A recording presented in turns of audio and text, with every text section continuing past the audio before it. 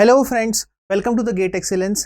Friends, database की इस video series में आज हम करेंगे गेट डीबीएमएस कंप्यूटर साइंस 2020 के क्वेश्चन। ओके, जो कि क्वेश्चन डीबीएमएस में सब्जेक्ट में 2020 में आए हैं उनको हम डिस्कस करेंगे। Okay, so friends, DBMS based questions जो कि 2020 में आए हैं उनमें से पहला क्वेश्चन मैं आपके सामने रख रहा हूँ जो कि गेट 2020 में आया है।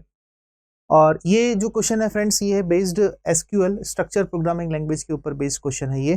ठीक है, तो फ्रेंड्स क्वेश्चन आप देखें, यहाँ पे हमको 3 टेबल दे रखी है, कैटलॉग, सप्लायर्स, ठीक है, एंड पार्ट्स। और consider the relational database containing the following schema. ये स्कीमा आपको दे रखा है। ठीक है, प्राइमरी की of each table is indicated by the underline constitute fields. ठीक है, जो कि इस टेबल की तीनों जो टेबल है उसकी जो प्राइमरी कीज है, जैसे इस टेबल की बात करूं कैटलॉग में तो P नंबर प्राइमरी की है, सप्लायर्स की बात करूं तो S नंबर प्राइमरी की है, पार्ट्स की बात करूं तो यहाँ पे P नंबर जो है वो प्राइमरी की है। ठीक है, नाउ फ्रेंड्स क्वेरी क्या दे रखी है, select S dot S number, ठीक है, S डॉट S नेम, ठीक है, S डॉट S नंबर जो कि बेसिकली S यहाँ पे किसको डिनोट कर रहा है, सप्लायर्स को। ये सप्लायर्स को हमने एलियासिंग कर दिया S से। ठीक है, और जो कैटलॉग जो टेबल है उसको हमने एलियासिंग कर दिया किससे, सी से। ठीक है, इन दोनों का क्या है, क्रॉस प्रोडक्ट किया है। देखिए आप कॉमा लगाया, इसका मतलब क्या है, यहाँ पर क्रॉस प्रोडक्ट किया है। ओके, नाउ फ्रेंड्स, और यहाँ पे हमें सेलेक्ट क्या करना है, एस टेबल जो कि किसकी है, सप्लायर्स की है। एस नंबर और एस नेम, एस नंबर ये पहला एट्रीब्यूट और एस नेम ये दो एट्रीब्यूट हमें सेलेक्ट करने हैं। ठीक है, और देखिए कंडीशन में क्या दे रखा है, कंडीशन में दे रखा है S dot S number is equal to the C dot S number. ठीक है, तो कैटलॉग में से एस नंबर, ठीक है, ये वाला, और जो सी है, ठीक है, इसमें सप्लायर्स में से भी एस नंबर। ओके, सप्लायर्स में से एस नंबर और कैटलॉग में से भी एस नंबर। ठीक है, इन दोनों की कंडीशन इक्वलिटी, और साथ में एंड के साथ में और कंडीशन दे रखी है कॉस्ट ग्रेटर देन, और एक फिर इनर क्वेरी और अप्लाई कर रखी है, select average cost from catalogue where P number is equal to P4 group by P number. ठीक है, तो देखिए सबसे पहले हम इनर क्वेरी सॉल्व करते हैं। इनर क्वेरी में हमें क्या निकालना है, फ्रॉम कैटलॉग, कैटलॉग टेबल में से where P number is equal to P4, P number is equal to P4, तो एक तो ये रहा और एक ये रहा, दो है। ठीक है, उसमें से हमें क्या निकालनी है, इसकी कॉस्ट जो है वो एवरेज निकालनी है, और ग्रुप बाय पी नंबर। तो जो भी P1, P2, P3, P4 है या P5 है, इनका ग्रुप बन जाएगा। उसके बाद में हम इसकी कॉस्ट निकालेंगे, लेकिन आपको किसकी कॉस्ट निकालनी है, सिंपल P4 की ही निकालनी है, एवरेज कॉस्ट। तो इसकी एवरेज कॉस्ट कितनी है फ्रेंड्स, 200, और इसकी है 250, तो हो गई 450। तो एवरेज हो गया इसका कितना, 225। ठीक है, 225 क्या हो गई, एवरेज कॉस्ट हो गई। अब हमें जो ये 225 कॉस्ट आई है, ठीक है, इसको जो इक्वालिटी की जो कंडीशन है फ्रेंड्स, उस सब के साथ में क्या करना है, चेक करना है। This one is a cost greater than 225। Okay, तो S number and C number, S ये रहा हमारा, ठीक है, तो S1 से S1, फिर S1 से S1। ठीक है, तो देखिए आप फ्रेंड्स, इसमें जो मोर देन 225 है वही रोज जो है यहाँ पे क्या होंगी, सेलेक्ट होंगी, वही रोज क्या होंगी फ्रेंड्स, यहाँ पे सेलेक्ट होंगी। तो S डॉट एस नंबर ये रहा, और सप्लायर्स का, और C डॉट एस नंबर ये रहा। ठीक है, इक्वालिटी की कंडीशन है तो ही वही रो हमें सेलेक्ट करनी है। देखिए नीचे क्या लिखा है, the number of rose return by the above SQL query. कितनी नंबर ऑफ रोज जो है इस क्वेरी से रिटर्न होगी वो हमें यहाँ पे शो करना है। ठीक है, तो इनर क्वेरी का तो रिजल्ट जो है हमने निकाल लिया है फ्रेंड्स। और अब जो आउटर मोस्ट जो क्वेरी है उसमें आप देखें, सबसे पहले हम यहाँ चेक करेंगे। नाउ फ्रेंड्स, सबसे पहले हम यहाँ चेक करेंगे, इक्वालिटी की कंडीशन अप्लाई करेंगे। S और S1, S1 एंड S1 बिल्कुल इक्वलेंट है, बट यहाँ 150 कॉस्ट है और ग्रेटर देन 225 है, ये तो कंडीशन हो जाएगी फॉल्स। ठीक है, फिर S1 अगेन ये वाली रो, ये भी कंडीशन फॉल्स हो जाएगी। S1 ये भी कंडीशन फॉल्स हो जाएगी। S2, ठीक है, ये S2, एट S2 का हम S2 के साथ मैच करेंगे, बट यहाँ कितनी है, 200 है, तो ये भी कंडीशन क्या हो जाएगी, फॉल्स हो जाएगी। ये वाली कंडीशन S2 से मैच हो गया। 250 जो है वो 225 से बड़ा है, तो ये सेलेक्ट हो जाएगा।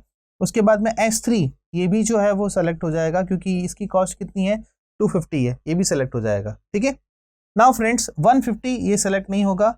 S3 300 कॉस्ट है, सेलेक्ट हो जाएगा। S3 250 कॉस्ट है, सेलेक्ट हो जाएगा। ठीक है, तो टोटल कितनी रो आई 1 2 3 और 4, 4 रोज हमारे पास में आई है जो इस कंडीशन को सेटिस्फाई करती है। तो इसका आंसर क्या हो जाएगा friends, option A 4, option A 4। ठीक है, तो पहले आप इनर मोस्ट क्वेरी सॉल्व करें, इनर मोस्ट क्वेरी का जो रिजल्ट आया उसको आप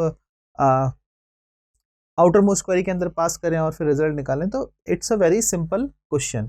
ठीक है, ये 4 रोज जो है वो सेलेक्ट होंगी। क्लियर, आगे बढ़ते हैं फ्रेंड्स।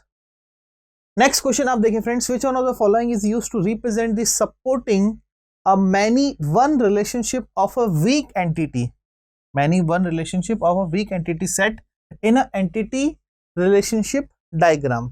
ठीक है, एंटिटी रिलेशनशिप डायग्राम। देखिए many to one relationship. Okay, अब देखिए रिलेशनशिप जो है उसको बेसिकली आप किस तरह से रिप्रेजेंट करते हैं, ये डायमंड सिंबल में। ठीक है, ये डायमंड सिंबल में आप रिप्रेजेंट करते हैं। और जो वीक एंटिटी है फ्रेंड्स, ठीक है, वीक एंटिटी को आप किस तरह से रिप्रेजेंट करते हैं, डबल रेक्टेंगल बॉक्स में।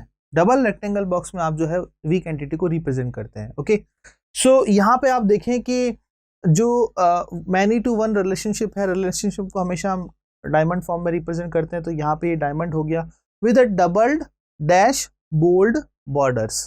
ठीक है, यहाँ पे जो बॉर्डर्स हैं फ्रेंड्स वो डैश नहीं होंगे, बोल्ड बॉर्डर्स भी हो सकते हैं, डबल बॉर्डर भी हो सकते हैं। ठीक है, तो ऑप्शन ए जो है फ्रेंड्स इसका सही हो जाएगा। ये इस तरह से जो है हम मैनी वन रिलेशनशिप को या वीक एंटिटी सेट को हम रिप्रेजेंट कर सकते हैं। रेक्टेंगल, ओवल और ओवल। ओवल तो बेसिकली जो है फ्रेंड्स वो एट्रीब्यूट्स को रिप्रेजेंट करने के लिए काम में लिया जाता है। रेक्टेंगल्स जो है एंटिटी को रिप्रेजेंट करने के लिए काम में लिया जाता है। लेकिन अगर हमें रिलेशनशिप को अगर रिप्रेजेंट करना हो तो हम क्या लेंगे, यहाँ पे डायमंड जो है सिंबल यूज में लेंगे, जैसे कि एम्प्लॉय। ठीक है, डिपार्टमेंट्स, ये आगे आपका क्या होगा, रिलेशनशिप जो कि डबल में है, और वहां पे जो है क्या है, वीक एंटिटी सेट है। ठीक है, the relationship between the one strong and one week entity set is represented by double diamond. किस तरह से रिप्रेजेंट करेंगे फ्रेंड्स, उसको डबल डायमंड में रिप्रेजेंट करेंगे। ठीक है, तो ऑप्शन जो है ए यहाँ पे क्या हो जाएगा फ्रेंड्स, सही हो जाएगा। Next question, consider the relational table R that is in the 3NF। 3NF में दे रखा है बट BCNF में नहीं है। Which one of the following statement is true? इसमें से कौन सा स्टेटमेंट ट्रू है हमको ये बताना है फ्रेंड्स। तो पहला स्टेटमेंट क्या है, R is a non trivial functional dependency x tends to A। ठीक है, x tends to A बिल्कुल सही बात है, सिंगल एट्रीब्यूट है तो ये BCNF में तो कैसे होगा ये, where x is not a super key and A is a prime attribute, where x is not a super key and A is prime attribute। ठीक है, R has a non-trivial functional dependency x tends to A, x is not a super key and A is non-prime attribute and x is not a proper subset of any key। ठीक है, R is a non-trivial functional dependency x tends to A where x is not a super key and A is a non-prime attribute and x is a proper subset of some key। और last option है cell is R holds the set instead of an atomic values. ठीक है, तो यहाँ पे friends जो answer होगा वो होगा आंसर ए। ठीक है, R जो है वो नॉन ट्रिवियल फंक्शन डिपेंडेंसी है, x tends to A, x जो है वो सुपर की नहीं है। ठीक है, and A is a prime attribute. ठीक है, basically friends a relation is in the 3NF। अगर एक रिलेशन 3NF में है और मैं कहूँ कि एक रिलेशन BCNF में है, तो BCNF में अगर कोई रिलेशनशिप है तो वो 3NF में भी है। ठीक है, लेकिन 3NF में कोई रिलेशनशिप है इसका मतलब ये नहीं है कि वो BCNF में है। ठीक है, तो आप कह सकते हैं कि 3NF में अगर रिलेशनशिप है, okay, basically is a subset, this is superset. ठीक है, every BCNF relationship is also the 3NF, but we can not set the 3NF is the BCNF relationship. ठीक है, so y is a prime attribute only for the 3NF but not in the BCNF। BCNF के लिए कोई condition नहीं है, क्योंकि जैसे मैं बात करूं x tends to A की बात करूं तो BCNF में क्या होता है कि x is a super key और या तो A is a prime attribute। लेकिन यहां पर BCNF में क्या है कि X is only the super की, हमें A के बारे में डिस्क्राइब नहीं है, कंडीशन और रिस्ट्रिक्ट हो गया, कंडीशन और रिस्ट्रिक्ट हो गया। तो जो स्टेटमेंट जो दे रखा है हमें कि X is not a super key, X is not a super key and A is prime attribute. Relation R जो है वो 3NF में है बट BCNF में नहीं है, BCNF में नहीं है, ठीक है। तो ये कंडीशन बिल्कुल यहां पे सेटिस्फाई होती है कि X इज अ सुपर की both in the BCNF and 3NF। सही बात है, X जो है वो दोनों ही केस में, चाहे भले वो BCNF में हो या 3NF में हो, दोनों ही क्या है, X जो है वो हमेशा सुपर की रहेगी, ठीक है, BCNF condition. Okay, now Y is a prime attribute in only in the 3NF but not in the BCNF। 3NF में ये भी कंडीशन जो है वो ट्रू हो सकती है, या तो ये, लेकिन A जो एट्रीब्यूट है इसका प्राइम एट्रीब्यूट होना कोई कंपलसरी नहीं है BCNF में। BCNF सिर्फ कहता है कि जो X है वो सुपर की होना चाहिए, जो X है वो सुपर की होना चाहिए, वो A के बारे में बात नहीं करता है। लेकिन 3NF में हम कहते हैं कि या तो X जो है वो सुपर की हो या A जो है वो प्राइम एट्रीब्यूट हो, ठीक है। So relation in the 3NF that at least one of the following condition hold for every non-trivial functional dependency X tends to Y। या हम बीच में या तो ऑप्शन आ रहा है फ्रेंड्स, या तो ये, या तो X ऊपर की हो या A प्राइम एट्रीब्यूट हो।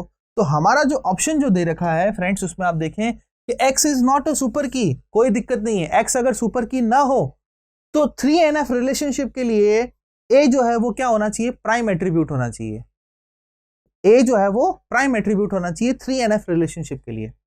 लेकिन BCNF के लिए कंपलसरी नहीं है, वहां पे X जो है मस्ट है कि वो सुपर की होना ही चाहिए। A के लिए वो बात नहीं करता है कि A प्राइम एट्रीब्यूट होगा या नहीं होगा, इसलिए ऑप्शन जो है फ्रेंड्स यहाँ पे क्या सही हो जाएगा, ऑप्शन A सही हो जाएगा, ठीक है। So in the 3NF either this condition और दिस कंडीशन इज ट्रू, या तो X सुपर की हो या A जो है वो प्राइम एट्रीब्यूट हो, ठीक है। ये बात आप ध्यान रखिएगा फ्रेंड्स। नेक्स्ट क्वेश्चन की तरफ बढ़ते हैं। नेक्स्ट क्वेश्चन आप देखें, बहुत अच्छा क्वेश्चन है।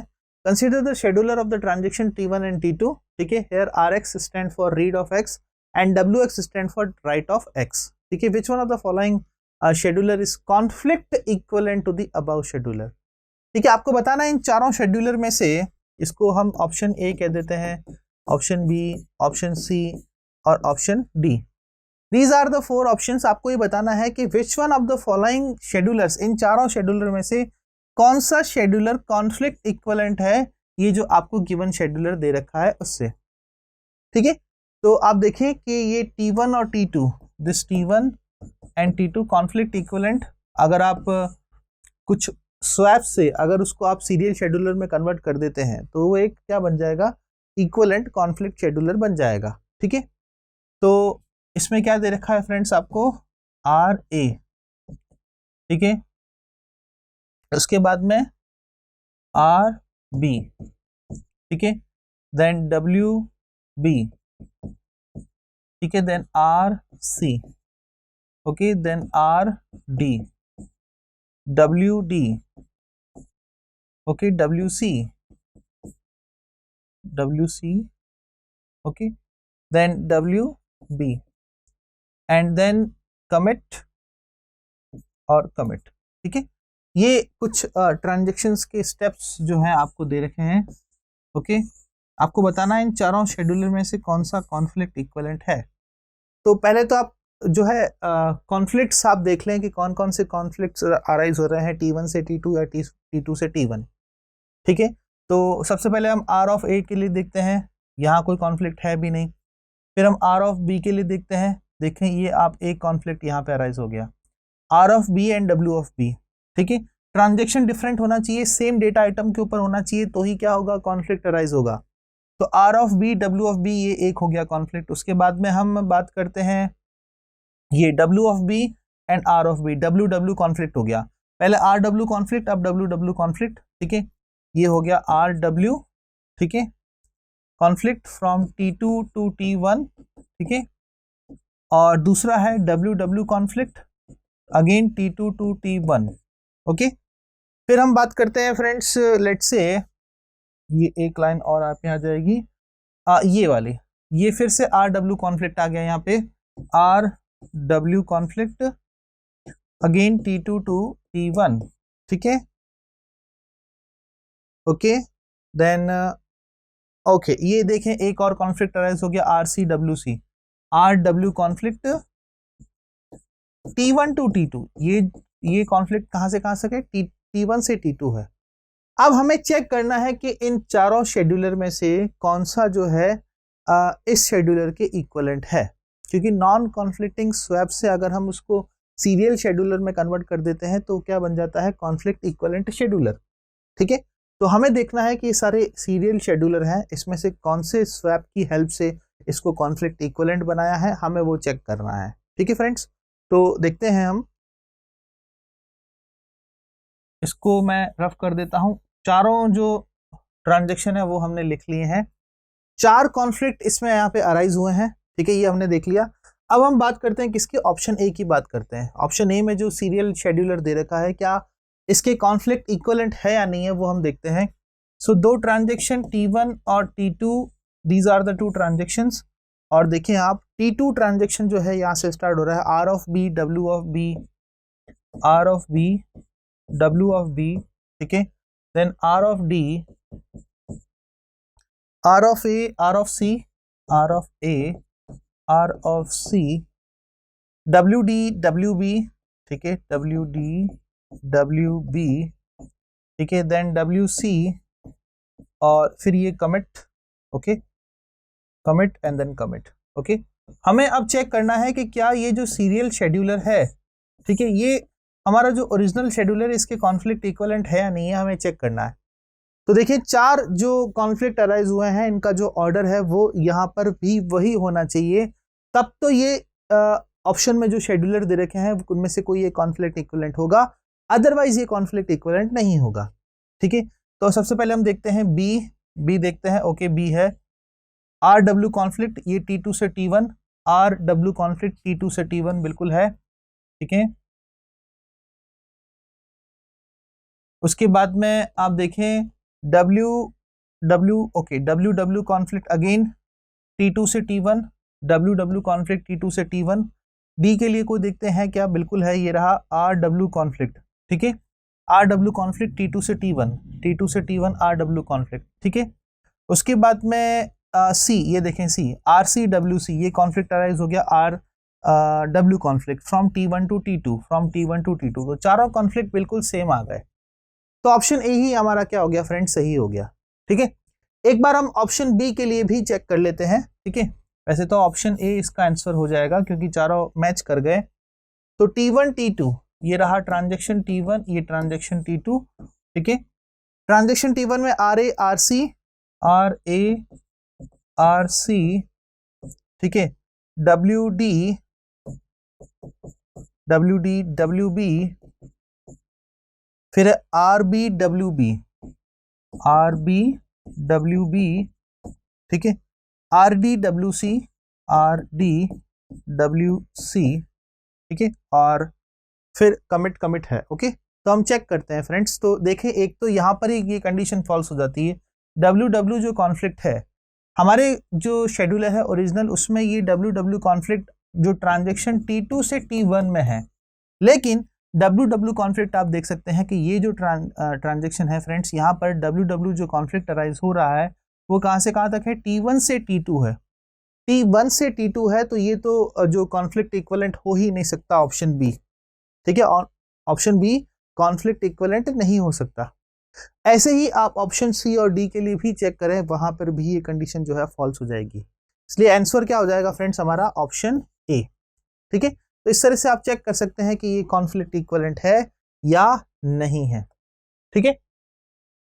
Next question friends, next question जो है बी प्लस ट्री के ऊपर बेस्ड है, और consider the database implemented using the B plus tree for file indexing and install on a disk drive with block size कितनी दे रखी है आपको, 4 KB की, ठीक है।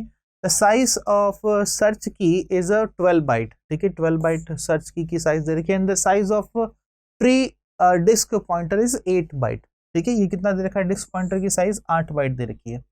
Assume that the database has 1 million records, ठीक है, आपके डेटाबेस में कितने रिकॉर्ड्स हैं, 1 मिलियन रिकॉर्ड्स हैं, 1 मिलियन रिकॉर्ड्स, ठीक है। Also assume that no need of B plus tree and no records as per initially in the main memory. Consider that each record fits into one disk block. The minimum number of disk access required to retrieve any record in the database is what? Numerical type का question है। तो यहाँ पे ये सीधा सा friends एक formula based question है, आपको फॉर्मूला इसमें याद रखना है, इट्स वेरी इंपॉर्टेंट फॉर्मूला, ठीक है। आप देखें जो गिवन है उसको हमने मेंशन कर दिया है, ब्लॉक साइज गिवन है, सर्च की ट्री और डिस्क पॉइंटर जो है 8 बाइट है, ये सब हमने मेंशन कर दिया है। नंबर ऑफ रिकॉर्ड्स कितने हैं, 1 मिलियन है, ठीक है। तो order of node N, order of node N ये हमें निकालना है, ठीक है। तो देखिए इसके लिए फॉर्मूला क्या है फ्रेंड्स, ये फॉर्मूला है, आप इसको बहुत ध्यान से जो है पढ़ लें, समझ लें। This one is a formula, ठीक है, n into P plus n minus 1 into K less than N equal to B, ठीक है। It's very important formula friends. यहाँ पे हमको n की वैल्यू के अलावा सारी वैल्यूज गिवन है, आप सिंपल रख दीजिए, यहाँ पे ये वैल्यूज रख दी, सॉल्यूशन किया, ठीक है, सॉल्यूशन किया, n को शिफ्ट किया तो n की वैल्यू क्या आई फ्रेंड्स, यहाँ पे 205 n की वैल्यू आई है, ठीक है।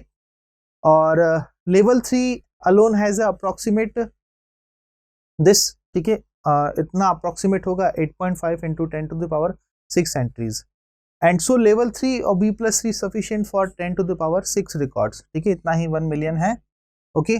3 लेवल तक जो है यहाँ पर क्या हो जाएगा फ्रेंड्स, इतने रिकॉर्ड्स हम जो है यहाँ पर सेव कर सकते हैं, ठीक है। So access level of any record we need a 3 block access, ठीक है, to search for the appropriate pointer along with 1 more access to actually access the record. 3 तो फ्रेंड्स ब्लॉक जो है, 3 ब्लॉक जो है सर्च करने के लिए काम आ जाएंगे, लेकिन एक जो ब्लॉक है वो एक्स्ट्रा हमें एक्सेस में चाहिएगा to actually access the record, record को एक्चुअली एक्सेस करने के लिए हमें काम में लेना पड़ेगा, ठीक है। सो 3 + 1 कितने हो जाएंगे फ्रेंड्स, 4। इसका आंसर क्या होगा फ्रेंड्स, 4, ध्यान रखिएगा, यहाँ पे आपको क्या लिखना पड़ेगा, 4, ठीक है। सो फ्रेंड्स ये थे 2020 के डेटाबेस से रिलेटेड क्वेश्चंस, ठीक है। इसके बाद में मैं आपको जैसे और जो भी अदर ईयर्स की जो क्वेश्चन है 2019, 18, 17 ये सारे क्वेश्चंस जो हैं हम करेंगे, okay. Thank you so much for watching this video.